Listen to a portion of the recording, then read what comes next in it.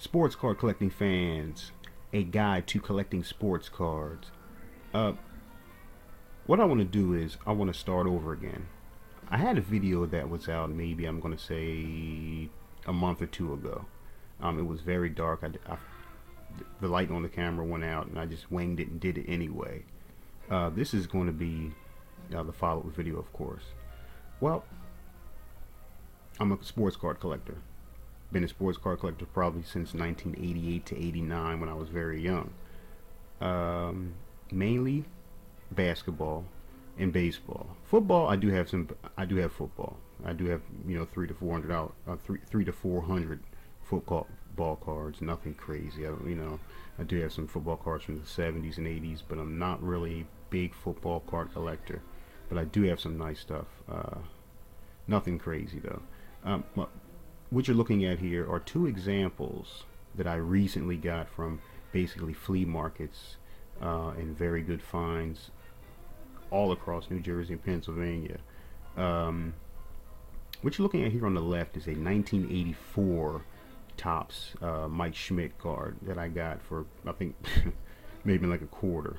And on the right, you're looking at a 1972 Amos Otis Topps card.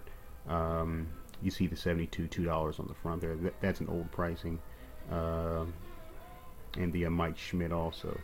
Now these aren't any expensive cards by any nature, but these are nice collectibles to have, especially the Mike. If you're a Mike Schmidt fan, that is one to have there. The '84 Schmidt there. Amos Otis, a lot of people don't know too much about him, but older people do know him. He was actually a okay baseball player for a few years. He averaged over I think 36 for a year or two maybe, and this year he did I think it's like 31, something like that, batting average. But anyway, what I want to do is just give you the rundown on collecting sports cards. Okay, now there are a lot of videos out here with guys talking about sports cards.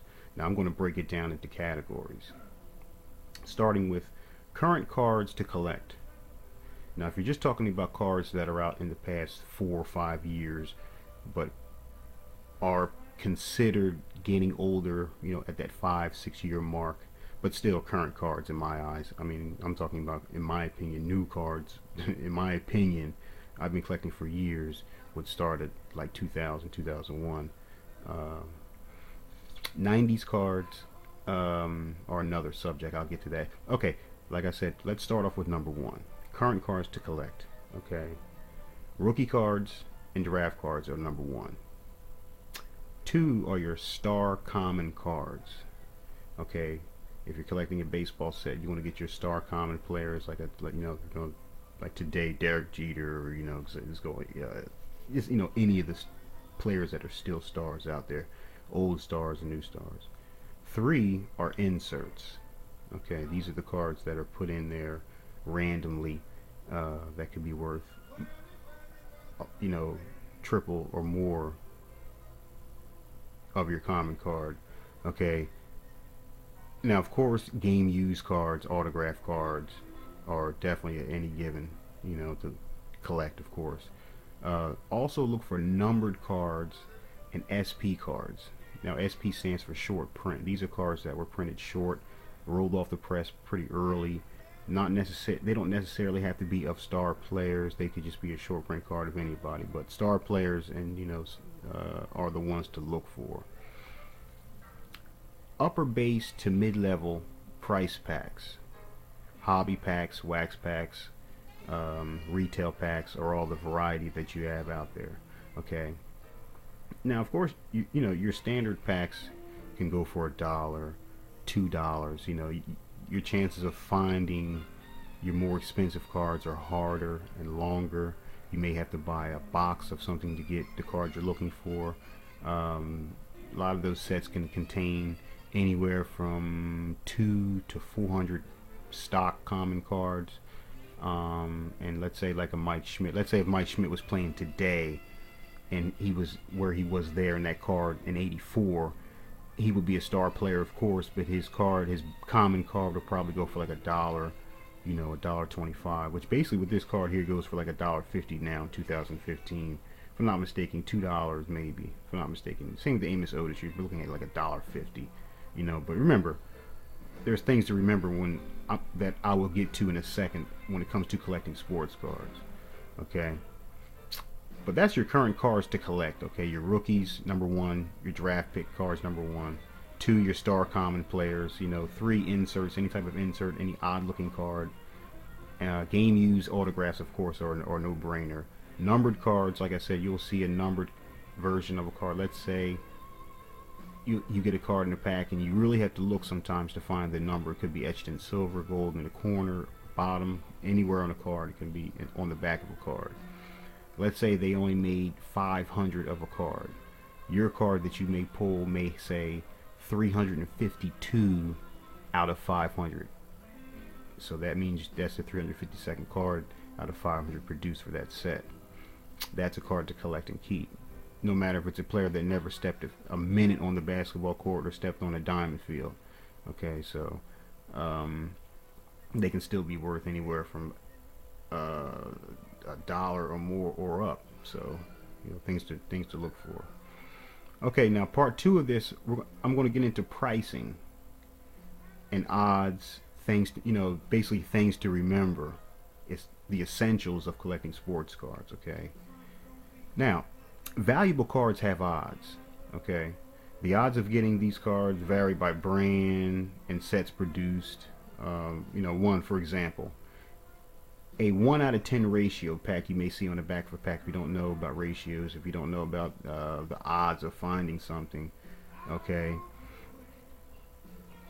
let's say your chances are, let's say an example, okay, a ratio of 1 out of 10, okay, your common chances are up to finding these star players that you're looking for, maybe, etc. It could be 1 out of 10 packs to find, let's say, a Bryce Harper, rookie card in 2011, 10, or whatever, 12, to find that card could be 1 out of 10 packs. Your chances of, finding, a game used or an insert card or any type of card of that type of value or exclusivity. Okay, now a common card. Now this is something that you have to remember about sports card. Your common card is worth between 5 and 25 cents.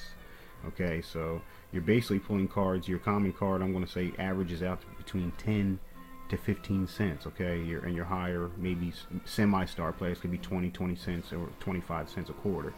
Okay, but remember, people have to remember your common card is only worth between 5 and 20 to 25 cents. You have to remember that. Okay. Now, if you get cards that are valued at $1 on up of star or rookie cards are good filler value cards, and can go for more than book value if that specific card is wanted. Okay, now if somebody wants that card, they'll pay. If it's booked at $1, they can pay $2-3. I'll give you $2-3 for that card because they want it to fill their collection or they enjoy that player. Okay, so that's another thing to look for. Dollar cards are always great filler boxes. You got a stack of $1 cards, and people are looking for these cards. You can actually come into a little money. So dollar cards are always great to have of star players. Okay. Now, an example. Okay, a 2001 Kobe Bryant base card could be valued at, like I said, $2.50. Okay, a good value, right?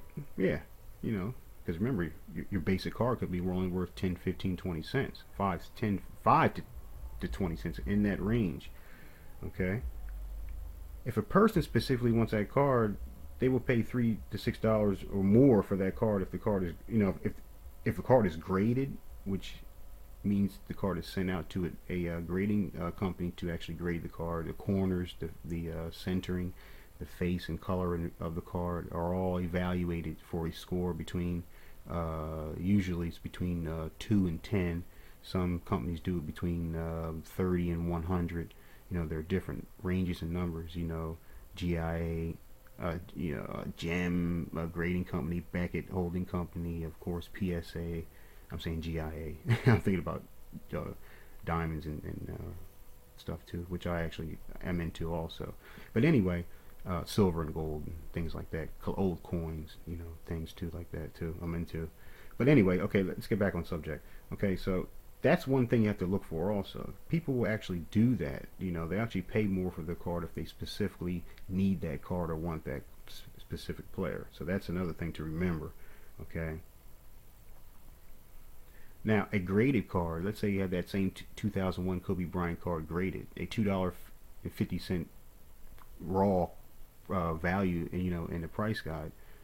If it's graded, let's say an 8 or higher, that card could go for anywhere between $15 to $20, you know.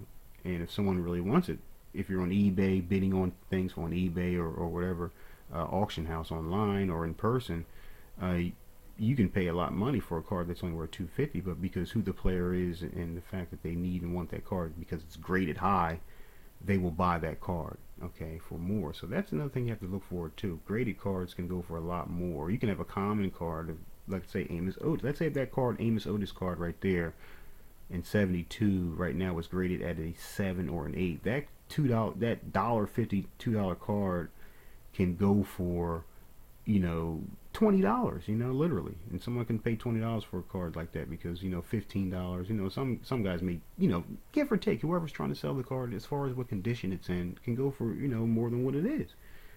So that's what you have to look for also when it comes to collecting sports cards. Okay.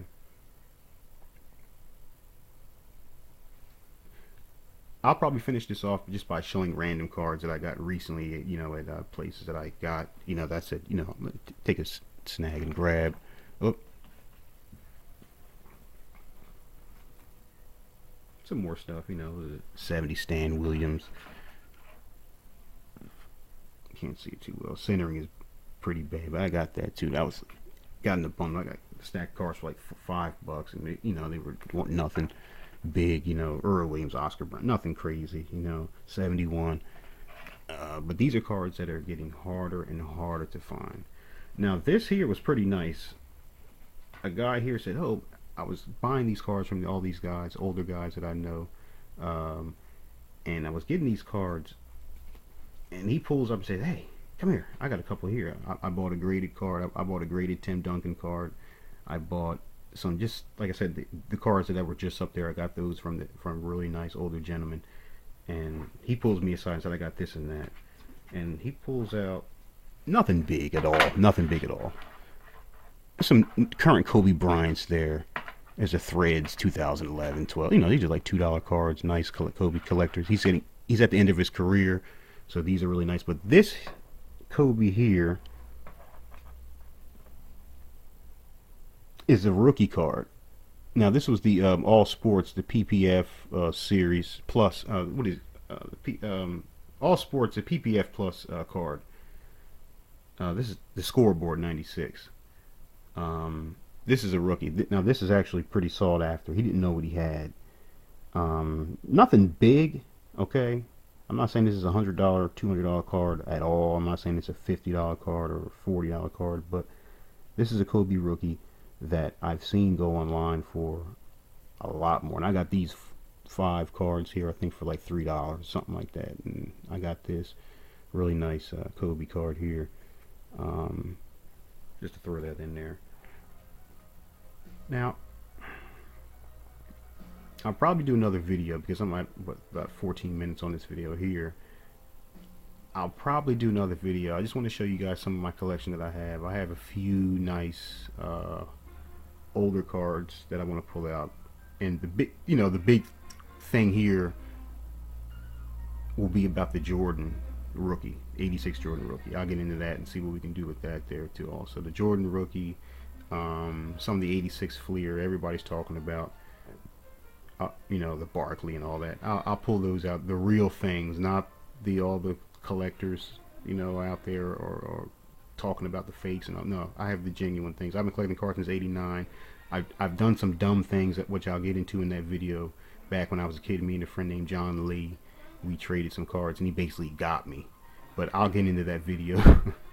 Okay, everyone. I hope this is very, very informative for you guys out there starting off your collection. It's a very exciting thing to do, to rip open packs. I hope you know things go well for you in the card game. Bye.